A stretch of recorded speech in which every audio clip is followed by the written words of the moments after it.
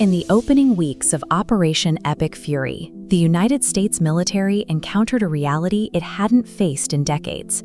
Dozens of highly advanced aircraft were left in ruins, billions of taxpayer dollars evaporated, and political pressure at home began to crack under the strain of mounting losses. Before we break down the exact numbers and physical toll of this conflict, make sure to subscribe to the Global Warwatch Network for more deep dives into global security. The true scale of the damage became impossible to hide when the Pentagon admitted to Congress that the estimated cost for the Iran campaign had jumped from $25 billion to $29 billion in a span of just 2 weeks.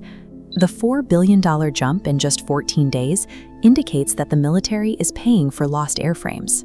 These funds aren't for routine operations. They are covering the high cost of replacing multi-million-dollar jets and sensors vanishing from the inventory faster than the defense budget can account for them. This visual breakdown tracks the findings of a Congressional Research Service report, which confirmed that 42 American military aircraft have been lost or damaged since the conflict began. The largest chunk of that total comes from the drone fleet. The U.S. has lost at least 24 MQ-9 Reapers to Iranian air defense networks, erasing hundreds of millions of dollars in surveillance and strike capabilities. Manned fighters have also taken a severe hit. We know of 4 F-15E Strike Eagles that have gone down. In a chaotic tactical environment, 3 of those were actually destroyed in a friendly fire incident over Kuwait while intercepting incoming missiles. The casualty list stretches further, including 2 MC-130J Special Operations planes intentionally destroyed by their own crews after getting stranded in Iran, an A-10 Thunderbolt downed near the Strait of Hormuz, and an F-35A stealth fighter damaged by ground fire. This concentration of air combat losses is the highest the U.S. Air Force has seen since Desert Storm. It highlights a tactical vulnerability where even highly advanced fighters are susceptible to persistent attrition in contested airspace. The high attrition rate is the result of a deliberate asymmetric targeting logic.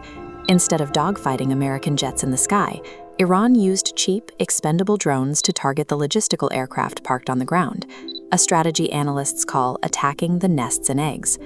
This strategy materialized in repeated, highly coordinated skirmishes on Prince Sultan Air Base in Saudi Arabia, which served as the central hub for the heavy aircraft that make long-range bombing possible. Those strikes bypassed air defenses to destroy a $700 million E-3 Sentry AWACS command plane and crippled multiple KC-135 Stratotankers right on the tarmac. Without radar planes to guide them, and without tankers to refuel them mid-air, fighter jets cannot reach targets deep inside Iranian territory. By eliminating these enablers, Iran successfully shrank the geographic radius in which the U.S. could effectively sustain combat operations. Beyond the tactical damage on the battlefield, the destruction of these assets has opened a second front of economic attrition. This isolates the Pentagon's $29 billion cost estimate, revealing $24 billion is earmarked exclusively for replacing damaged equipment. This excludes $5 billion to repair Gulf bases.